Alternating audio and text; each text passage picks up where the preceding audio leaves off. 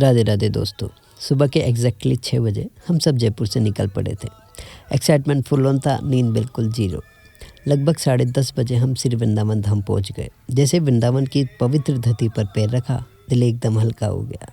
सच बोलूँ तो अंदर से एक अलग ही सुकून मिलता है यहाँ आकर।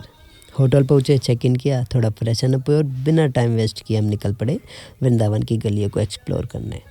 थोड़ी देर में भूख लगी गई थी सबको, तो सीधा पहुँचे मुरली वाले के यहाँ और वहाँ जो खाना मिला, बस मज़ा ही आ गया। खाने के बाद हम गए निधिवन। वहाँ की कहानियाँ, वहाँ का माहौल, सब कुछ इतना मिस्टीरियस था कि लग रहा था जैसे श्री कृष्ण आज भी यहीं कहीं मौजूद है। मन अपने आप ही शांत हो गया। उसके बाद हम निकले बांके बिहारी जी के दर्शन के लिए। लाइन थोड़ी लंबी थी, लेकिन इंतज़ार वर्थ इट था। साथ ही राधा वल्लभ जी के भी दर्शन हुए। दोनों के दर्शन के बाद दिल सच में भर आया। एक अलग ही आनंद मिलता है यहाँ। तब तक रात हो चुकी थी और नेक्स्ट स्टॉप था प्रेम मंदिर। वहाँ भीड़ इतनी ज़्यादा थी कि अंदर जा ही नहीं पाए, लेकिन बाहर से ही दर्शन करके भी मन को अच्छा लगा। फिर हम गए इस्कॉन टेम्पल। वहाँ का वातावरण इतना शांत था कि पैर अपने आप ही झूम उठे।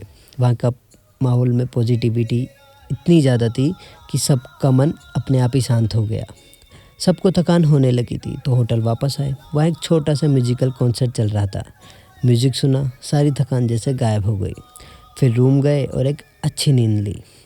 नेक्स्ट डे था स्पेशल, क्योंकि ये दिन था सेवा का, और वो भी वृंदावन की सेवा।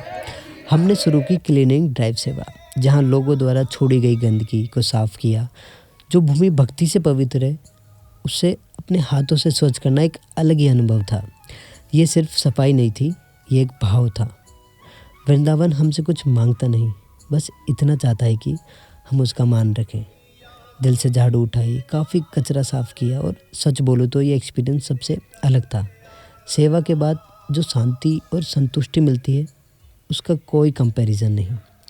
जैसे कहा जाता है, सेवा वही होती है जिसमें अहंकार नहीं, सिर्फ समर्पण होता है। सेवा के बाद हम होटल आए, थोड़ी मस्ती की और फिर निकल पड़े मथुरा के लिए।